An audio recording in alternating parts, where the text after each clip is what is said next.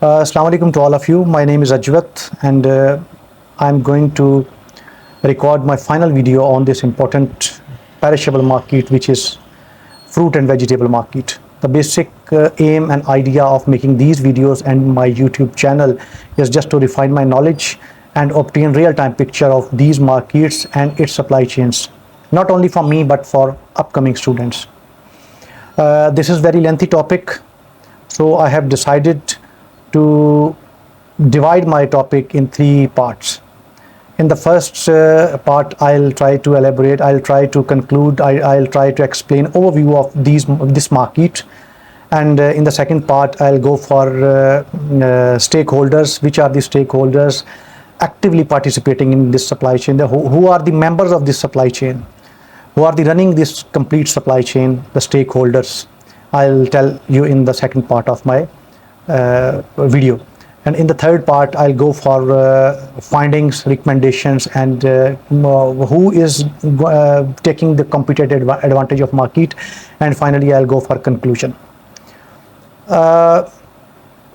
This is very important topic, not only for elite class, but for middle class and lower middle class. So I have decided to talk in Urdu so that everyone should be able to understand what I am going to tell and what I am thinking, and everyone would be able to grab the essence of this short and concise story. पिछले एक हफ्ता से मैं लगभग एक हफ्ता से मैं कंटिन्यू फ्रूट और वेजिटेबल मंडी को विज़िट किया मैंने, और वहाँ से मैं गाहे बगाहे वीडियोस बनाता रहा, और this was an awesome week for me honestly. जो कुछ सुना जा रहा था, जो कुछ मैंने पता चला जी बिज़नेस नहीं है, इस इकोनॉमिक क्रंच में हालात बहुत ख़राब हैं, बिज़नेस नहीं है, तो मेरा ख़्याल में मैं इस बात से इत्तफ़ाक़ नहीं करता. अभी पाकिस्तान की मार्केट जो बिज़नेस या इकोनॉमिक एक्टिविटी है, उसमें बहुत सारा स्कोप बाकी है, सिर्फ थोड़ी सी मेहनत करने की और थोड़ी सी समझने की ज़रूरत है. एक बात और मैं शुरू में ही क्लियर करना चाहूँगा कि जो लोग ये बात करते हैं कि पाकिस्तान एक डेड मार्केट है या इस इकोनॉमिक क्रंच में एक डेड मार्केट है, ऐसा हो नहीं सकता, ऐसा पॉसिबल नहीं है. बिकॉज़ उसको मैं इस तरह प्रूव करूँगा कि पाकिस्तानी इकोनॉमी जो है वो एक कंजम्पशन बेस्ड इकोनॉमी है, कंजम्पशन ओरिएंटेड इकोनॉमी है, और इतनी लार्ज पॉपुलेशन, इतनी यंग जनरेशन होने के बाद जिसकी consumption, house hold consumption right now is 82%. इतनी बड़ी कंजम्पशन ड्रिवन इकोनॉमी होने के बाद आप कैसे सोच सकते हैं कि ये इकोनॉमी या ये मार्केट जो है डेड हो सकती है? ऐसा पॉसिबल नहीं है. बिज़नेस डेड नहीं है, बिज़नेस में बहुत सारा स्कोप और बहुत जगह है नए लोगों के लिए आने के लिए, बहुत अच्छी, और इन्वेस्टमेंट के लिए बहुत शानदार जगह है. और इसकी सबसे बड़ी खूबसूरती जो मुझे अच्छी लगी, इसकी टाइमिंग, और इसमें आप छोटी सी छोटी इन्वेस्टमेंट से एक बड़ा काम कर सकते हैं. टाइमिंग को मैं बड़ा इनिशियली इसलिए बात करता हूँ, ये ओवरव्यू है, तो इसमें मैं बता दूं कि इसकी टाइमिंग रात की है.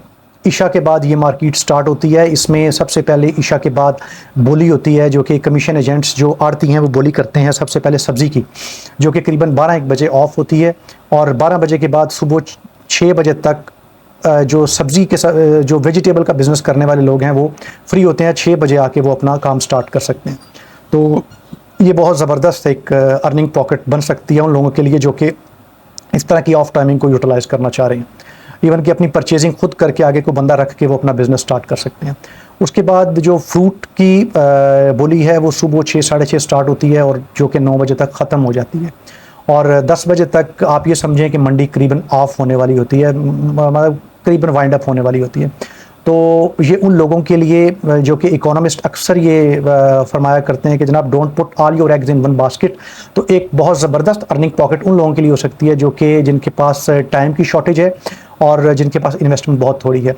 एक इंटरव्यू भी शायद मैंने इसमें बताया था अपनी वीडियो में कि एक भाई जिनसे मैंने इंटरव्यू किया, उनसे मैंने पूछा कि आप कितनी इन्वेस्टमेंट लेके आए. उन्होंने हरी मिर्च और गोभी परचेज़ की, करीबन 10,000 रुपये की उनकी इन्वेस्टमेंट थी. और मैंने उनको पूछा कि अब सुबह का टाइम है, करीबन 10 बजे का टाइम था, तो आप कितना प्रॉफिट क्या है? उन्होंने कहा जी करीबन 2,000 रुपये मेरा प्रॉफिट है. अब जस्ट इमेजिन कि अगर आप 10,000 की इन्वेस्टमेंट पे रात में, जबकि ऑफ टाइमिंग है, आप सुबह तक 2,000 रुपये अगर प्रॉफिट आप ले रहे हैं, तो आप सोच सकते हैं कि आप ये मार्केट कैसे डेड हो सकती है। इस तरह की बात करने वाले मेरे ख्याल में सिर्फ मेहनत से जी चुराने वाले लोग हैं। ऐसा बिल्कुल भी मुमकिन नहीं है, ऐसा पॉसिबल नहीं है। अच्छा, दूसरा, इस मार्केट में जो मैंने एक और चीज़ देखी, मैं ये बात बड़ी खुल के करना चाहूँगा, जो लोग इसमें बिज़नेस कर रहे हैं, जो ऑलरेडी किसी ना किसी इस पूरी सप्लाई चेन में कहीं ना कहीं ये लोग बैठे हुए हैं, जिनमें फार्मर से लेकर एक कस्टमर तक, एक शॉपकीपर तक, एक रिटेलर तक, ये जो लोग इस बिज़नेस को रन कर रहे हैं, उनको बिल्कुल भी ऐसा नहीं सोचना चाहिए कि किसी के आने से इस बिज़नेस को, या मैं इस तरह बात करूँगा कि अपना जो प्रॉफिट है, अगर उसमें वो एंड यूज़र को या कंज्यूमर को अगर हिस्सा नहीं देंगे, तो कैसे वो इस बिज़नेस को इतने लंबे अरसे तक रन कर सकते हैं। क्योंकि आजकल के इकोनॉमिक क्रंच में लोगों की परचेजिंग पावर कम हुई है। नो डाउट कि इस पूरे सप्लाई चेन में प्रॉफिट मार्जिन कम हुआ है, लेकिन अभी भी इसमें प्रॉफिट मार्जिन बहुत है। अगर एक 20 से 30 रुपए वाली गोभी जो कि एक फार्मर के फार्म से उठी और मेरे घर में येस्टरडे की बात कर रहा हूँ 160 रुपए किलो में वो आई है, करीबन 500% इस पे प्रॉफिट लिया है डिफरेंट स्टेक होल्डर्स ने। तो अगर वो आई है तो इसका मतलब है कि अभी बहुत सारी जगह बाकी है। अगर जबकि मेरी परचेजिंग पावर आगे से कम हुई है, अगर मेरी परचेजिंग पावर कम हुई है तो डेफिनेटली मार्केट में बाइंग भी कम हुई है।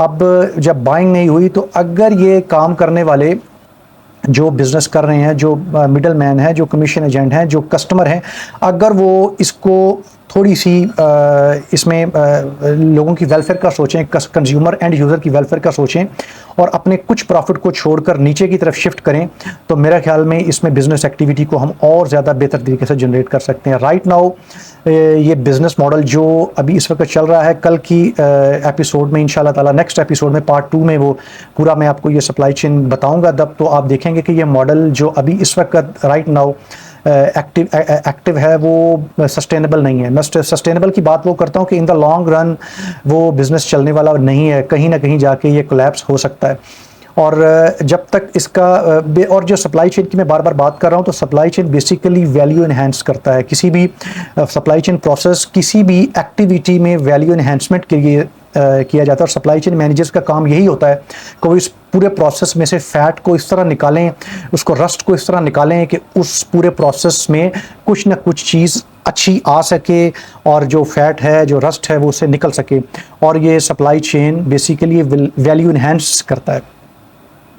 अच्छा, और इसके बाद और ये सप्लाई चेन मैनेजर ये करते भी हैं, और इस मार्केट को सस्टेनेबल बनाने के लिए सप्लाई चेन मैनेजर्स को अपना काम करना पड़ेगा। और मैं तो being a student of supply chain, मैं ये अपनी ज़िम्मेदारी समझी कि मैं किसी ना किसी ऐसे एरिया पर ज़रूर मैं जाके कुछ ना कुछ काम करूं। और इसका बेसिक मेरा एम ये है कि एक तो मैं अपने नॉलेज को रिफ़ाइन करूं कुछ ना कुछ, और शायद मेरा कुछ करने से कोई ऐसा स्कॉलर, किसी ऐसे पढ़े लिखे बंदे या गवर्नमेंट के किसी बंदे की नज़र से अगर ये वीडियो गुजरे, तो शायद कुछ बेहतरी इससे आ सके। और इसका अल्टीमेट जो अगर इसमें कुछ बेहतर मॉडल हम बनाने में कामयाब हो जाते हैं, कोई ऐसा मॉडल कि जिससे गरीब या पिसे हुए तबके को फ़ायदा पहुंच सके, तो मेरे लिए इससे बड़े ऑनर की कोई बात नहीं होगी। और मेरे लिए ये बहुत होगा इस एक वीडियो के बनाने से कि इस मार्केट में किसी का कोई फ़ायदा हो जाए। और दूसरा ये कि मैं बार बार ये, अब इस वीडियो के एंड में मैं बार बार ये बात करना चाहूँगा कि ज़रूर इसमें आप इन्वेस्टमेंट करें। इसकी टाइमिंग बहुत अच्छी है, इसमें इन्वेस्टमेंट, छोटी इन्वेस्टमेंट से अच्छा प्रॉफिट जनरेट हो सकता है। और अपनी ज़रूर इसको अपनी along with other profession, along with other earning pockets, इसको भी अपनी अर्निंग पॉकेट बनाइए। इससे आपका एक तो प्रॉफिट जनरेट होगा, दूसरा ये है कि घर के किचन आपका रन करेगा। और कल नेक्स्ट पार्ट 2 में मैं देखूंगा, और इंशाल्लाह ताला हम सब मिल के डिस्कस करेंगे कि इस पूरा सप्लाई चेन में स्टेक होल्डर्स कौन कौन से हैं, वो कौन सा स्टेक होल्डर कितना प्रॉफिट जनरेट कर रहा है, और कौन सा स्टेक होल्डर जो है वो एक्सेसिव है, जो फैट है उसको हम रिड्यूस करें, ताकि इस सप्लाई चेन को हम बेहतर तौर पर और एफिशिएंट कर सकें। Right now this supply chain is not efficient, और इसका जो प्रॉपर वैल्यू है, प्रॉपर बेनिफिट है, वो एंड यूज़र तक नहीं पहुंच रहा, और इसमें बहुत ज़्यादा प्रॉफिट ले रही है ये पूरी सप्लाई चेन के जो स्टेक होल्डर्स हैं, अप स्ट्रीम और मिडिल स्ट्रीम में बहुत ज़्यादा प्रॉफिट अर्न कर रहे हैं। तो नेक्स्ट वीडियो तक मुझे इजाज़त दीजिएगा। Thank you very much. अगर आप लोगों को वीडियो पसंद आए तो ज़रूर शेयर भी कीजिएगा, और अप्रिशिएट कीजिएगा, और आपकी अप्रिसिएशन मेरे लिए इंशाल्लाह आगे की राहें भी खोलेगी। Thank you very much. अस्सलाम वालेकुम टू ऑल ऑफ यू।